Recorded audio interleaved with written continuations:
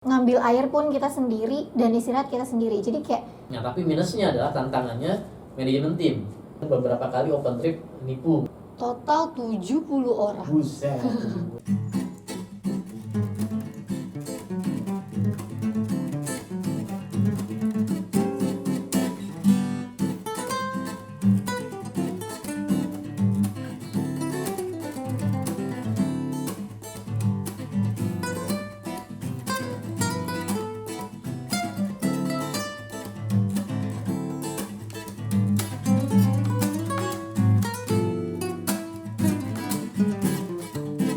Halo Soiblah, jumpa lagi di channel YouTube jalanlah.id.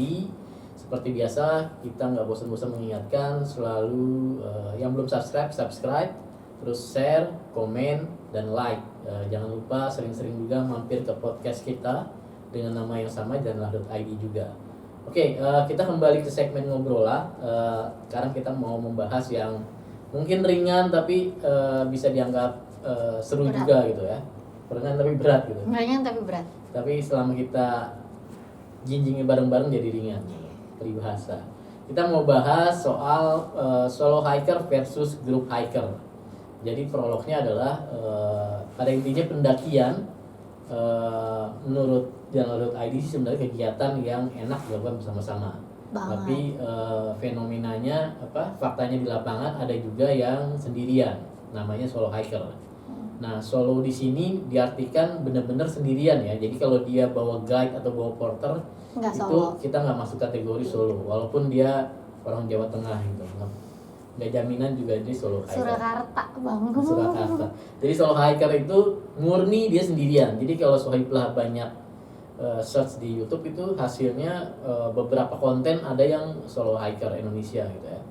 Nah, kita nggak tahu motivasi mereka melakukan solo hiker, tapi kita akan coba bahas seluk-beluk soal solo hiker versus group hiker. Nah, at the end nanti ini soal preferensi ya, jadi kita nggak maksa Sohiblah untuk udah group hiker aja atau solo hiker aja. Ini masalah sukanya yang mana, Masalah plus minusnya kenyamanan. gitu. Nah, kita mulai dari solo hiker dulu deh.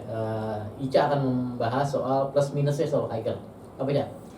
Kalau solo hiker tuh plusnya mungkin lebih ke self healing kali ya. Jadi kan misalnya mau merenung gitu dengan jalan sendirian kan bisa merenung, nggak ada yang ganggu, bisa mikirnya fokus gitu selama perjalanan. Terus pokoknya intinya nggak ada yang ganggu, kita bisa tenang banget. Cuma minusnya di sini adalah masalah keamanan. Yang pertama, keamanan itu misalnya di jalan kita sakit, jatuh gitu kan, terus misalnya di tenda kita kedinginan, atau misalnya ada barang kita yang hilang, terus apa ya, itu tuh jadi nggak ada yang nolongin gitu. Kalau solo hiker kan, dan kayaknya kalau misalkan solo hiker tuh nggak enak aja gitu, karena sepanjang jalan kita cuma diem bang. Mau ngomong sama siapa nggak ada gitu kan, yang ada kita jalan sendirian. Pun kalau misalnya jalannya sendirian aman sih nggak apa-apa ya, tapi kalau misalnya tiba-tiba ada gangguan-gangguan gitu, entah itu dari ya gaib lah ya, kasat mata atau enggak gitu kan, terus hewan atau misalnya ada pohon tumbang atau misalnya kaki kita nyangkut, kita mau minta tolong sama siapa gitu kan.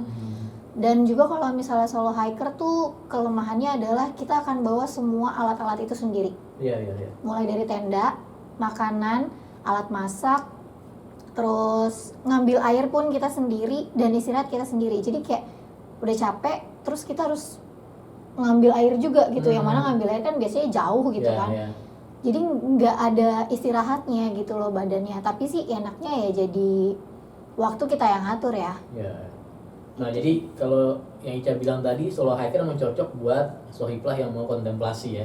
Mau evaluasi diri, mungkin ada masalah di rumah, di kehidupan asmara, pekerjaan, terus mau mikir, solo hiker cocok. Tapi sebenarnya mungkin ada opsi lain, misalnya cukup camping gitu ya. Camping di lokasi-lokasi yang terpencil tapi masih bisa diatasi sendiri gitu ya. Yang penting kan sendirinya itu, bukan soal hikingnya gitu. Karena kalau yang Ica tadi bilang minusnya juga banyak kejadian unpredictable tuh bisa terjadi dalam kegiatan hiking gitu ya. Tiba-tiba pohon rubuh, ketemu hewan buas gitu ya.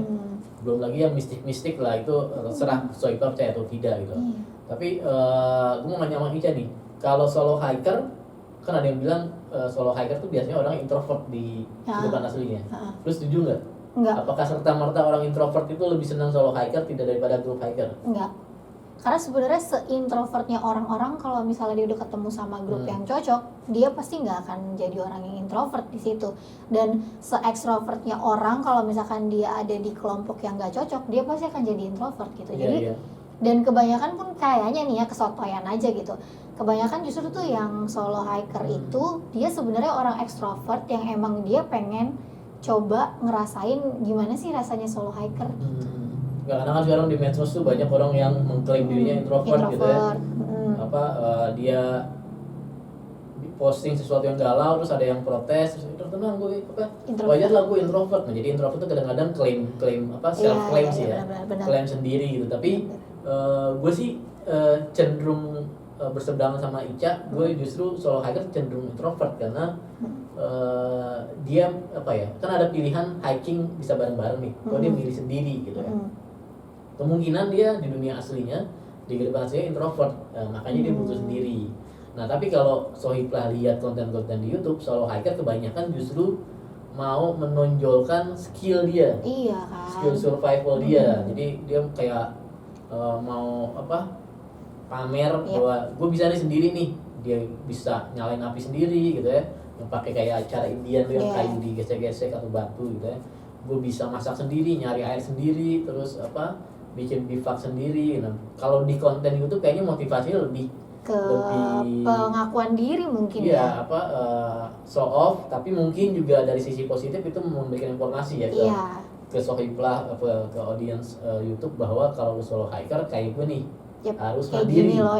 Harus mandiri. Nah, poinnya adalah kalau Sohiblah mau solo hiker harus punya skill, harus punya pengetahuan medan juga. Jadi walaupun solo hiker harus tahu medannya juga. Jadi beda provinsi itu. Solo Jawa Tengah, Medan Sumatera Utara. Ica suka terlena tiba-tiba gue. Kepleset gitu. Nah jadi tahu medannya kayak Ica tadi bilang kan gunung kadang-kadang punya cuacanya aneh-aneh ya, nggak bisa diprediksi gitu.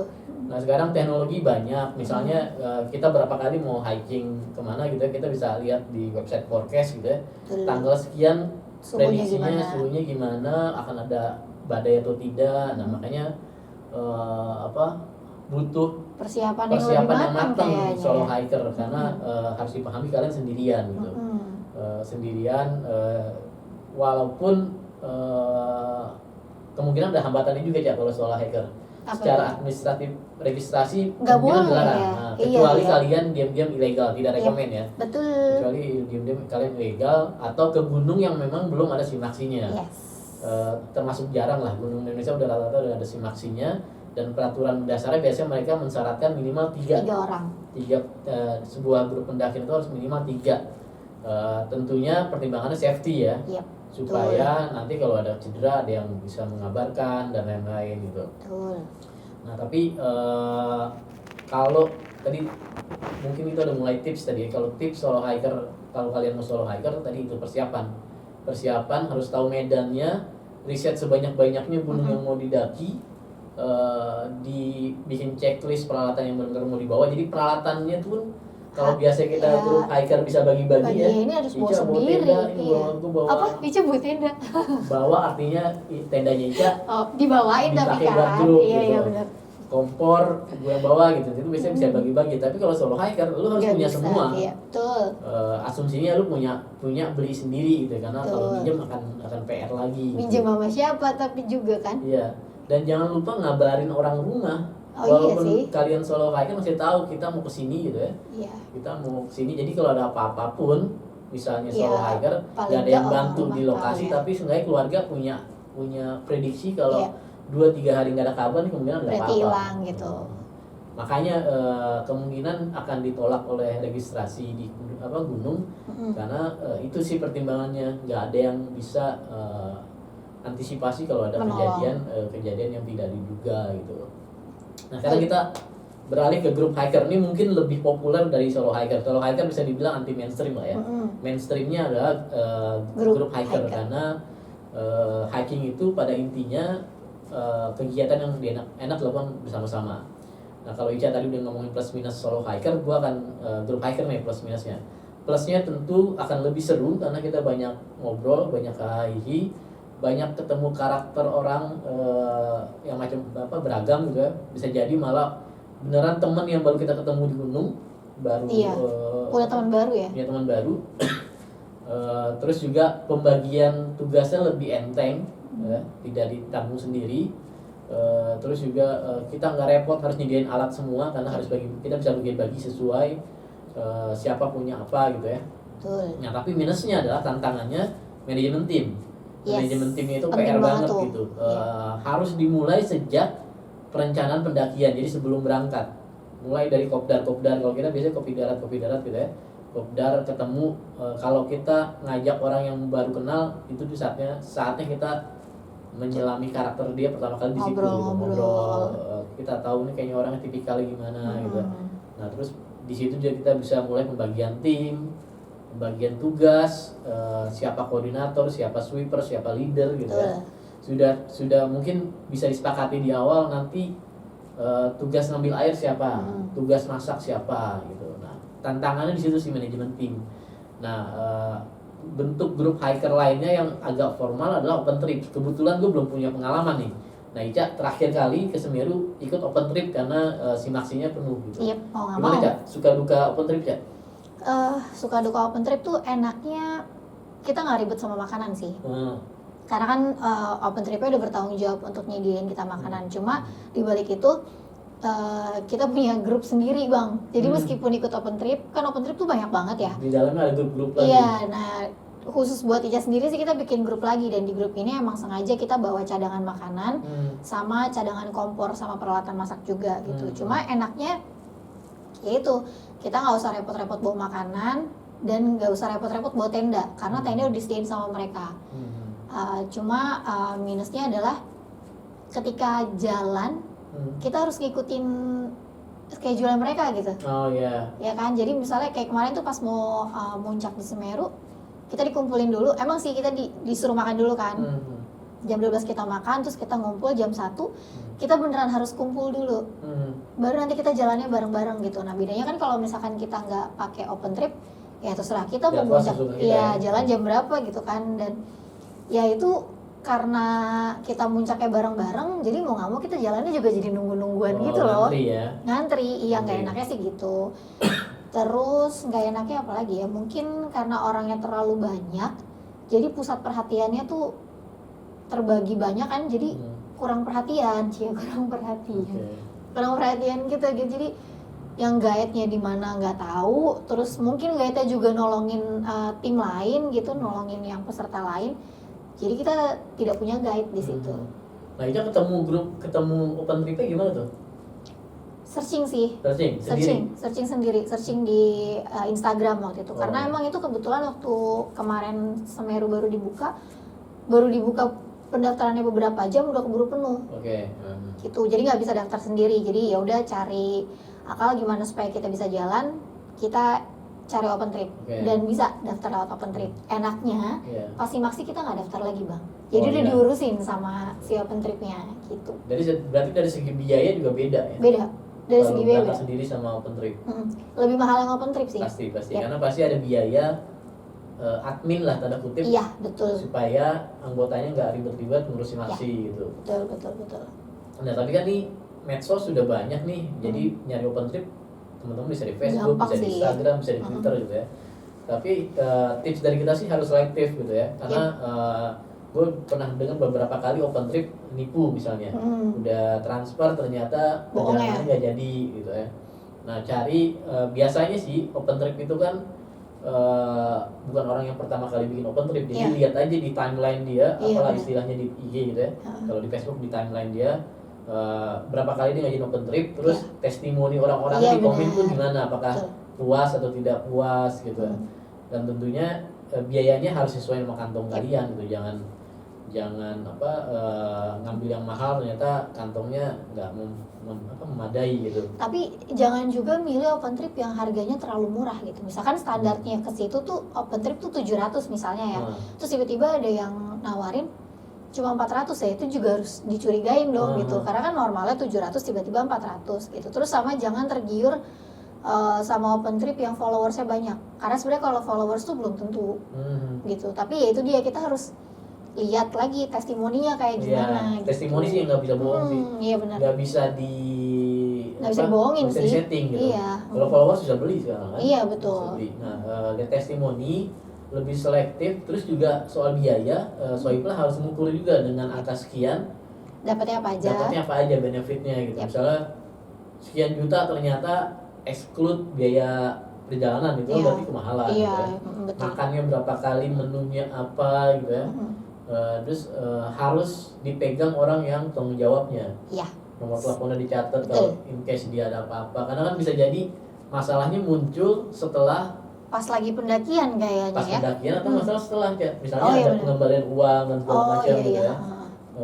Jadi bisa dikontak lagi gitu. Kadang-kadang orang memanfaatkan situasi simak si penuh, mungkin diborong oleh orang-orang oknum itu, terus bikin open trip, terus nggak jadi atau di pas pelaksanaannya bermasalah gitu.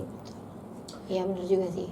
Jadi open trip itu sebenarnya grup hiker yang dalam tanda kutip formal ya, yang sudah. Jadi open trip ada grup hiker tuh ada yang grup kita masing-masing, ada yang open trip yang diorganize orang. Kalau yang diorganize orang seperti pengalaman Ica, mau nggak mau kita harus nurut peraturan mereka. Iya benar, nurut peraturan mereka, ikut schedule mereka. Harus ikut schedule mereka, terus juga mungkin harus percaya juga ya, misalnya bahan makanannya higienis segala macam. Ya kita percaya aja lah pokoknya di situ. Ica sebagai penggemar kopi sih kayaknya nggak bermasalah tuh. Enggak dong. Kalau yang lain makannya keracunan, Ica nggak bakal kopinya terpisah gitu. Tenang. Kopi selalu bawa sendiri. Soal interaksi gimana, Ca? Selama di open trip dengan grup lain, kan Ica bikin grup sendiri nih. Soal interaksi sih tergantung balik lagi ke orangnya ya. Kalau kemarin itu interaksi ke grup lain ada tapi minim. Oh, oke. Karena emang kemarin kan pas berangkat tuh emang pas lagi. Total berapa orang? Total 70 orang. Buset, 70 orang. Jadi kita bikin grup sendiri isinya 9 orang. Oke, jadi muncak 70 barengan itu? 70, bayangin Bang, tengah malam tuh muncak, jadi yang depan berhenti, mau nggak mau kita ikut berhenti gitu, karena mau nyusul nggak mungkin kan gitu. Ya udah, kalau soal interaksi, karena kan kemarin lagi corona ya, jadi emang minim interaksi gitu, tetap jaga protokol kan. Terus Ica juga meskipun disediain tenda, Ica buat tenda sendiri. Karena di sana kan tendanya kan nyampur. Nah kita nggak tahu dong apa yang akan terjadi dengan tenda nyampur. Agak egois sih memang, tapi ya itu pilihan lagi ya, balik ke protokol dan kesehatan gitu. Jadi bawa tenda sendiri, ya udah. Jadi ketemunya tuh cuma pas lagi mau makan, paling misi gitu.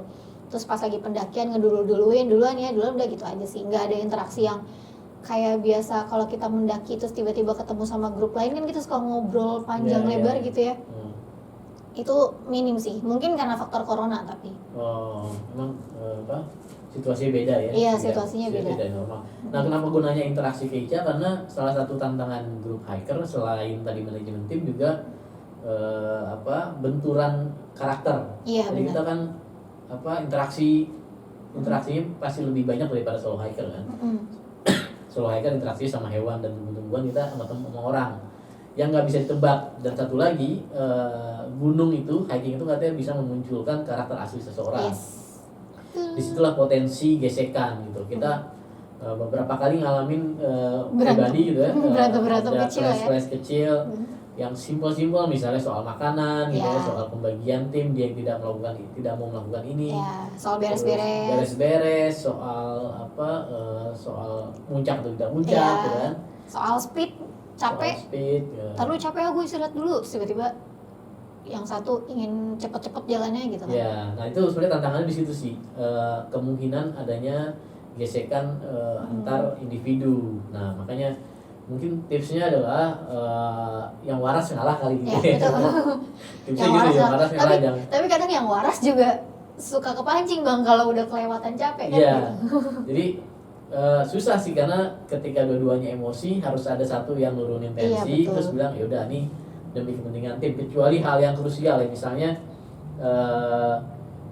dia sakit tapi nggak mau diurus. Ya itu beda lagi. Gitu ya. Kita harus maksa dia diurus. Misalnya harus minum air teh anget karena Tapi dia nggak mau gitu. muntah-muntah segala macam, dia nggak mau, harus dipaksa. Iya, betul. Ini buat kepentingan dia dan kepentingan tim. Iya betul, nggak Kalau lu nyusahin solo tim jadinya. hiker terus lu muntah-muntah pingsan silakan, tapi ini Iya. kita ada kewajiban moral sebagai manusia, sebagai teman dan sebagai pendaki. Kalau ada teman yang sakit harus Harus dibantu. tolongin. Dan harus dipaksa Betul. untuk hal-hal yang krusial kayak gitu. Kalau yang masih bisa kompromin aja lah, misalnya dia tidak mau muncak, nggak Ya apa-apa udah, lah, nggak gitu. apa-apa. Atau dia mau muncak sendiri, silakan. Iya, Tanggung meskipun tapi kita juga sebenarnya deg-degan ya Iya, kalau tapi dia mau muncak sendiri gitu. dengan sepakatan tanggung jawab sendiri gitu. Iya, Terus disepakati misalnya, oke lu muncak sendiri, tapi jam segini kita jadwal turun ya, Iya. gitu misalnya. Jadi disepakati gitu aja sih. tapi soal muncak sendiri ini catatan dari camp ke puncak tuh nggak terlalu jauh ya. Iya, Dan biasanya. bukan yang puncak yang ekstrim banget gitu kan. Iya. Tapi sebenarnya ini ya apa, pro kontra. Sebenarnya sih bisa dalam kondisi apapun ya, kalau emang Iya dia maksain gitu ya, dengan catatan tanggung sendiri, karena kita udah memperingatkan, Iya. udah ada kesepakatan di awal kalau kondisi tidak mungkin tidak muncak. Tapi kalau memaksakan ya udah silakan gitu. Dan kalau udah sesuai schedule harus turun dia nggak muncul, dia tinggal mau nggak mau, terus kita lapor ke pos Iya. gitu aja, karena kan kita ada kepentingan anggota Tim. lain gitu ya. Hmm. Siapa tahu di antara yang lain ada yang sakit, tapi karena dia mau muncak nggak mungkin kita nungguin Iya, nggak dia. mungkin nungguin dia. Kita pasti mentingin yang sakit lebih dulu kan. Jadi Tapi kalau ketemu orang yang egois gitu, ya udah egonya dipuaskan sendiri, jangan Iya. libatin yang lain gitu. tapi sih sejauh ini kita nggak pernah nemuin yang kayak gitu sih untungnya ya bang ya. Eh, Yang nggak mau muncak ada.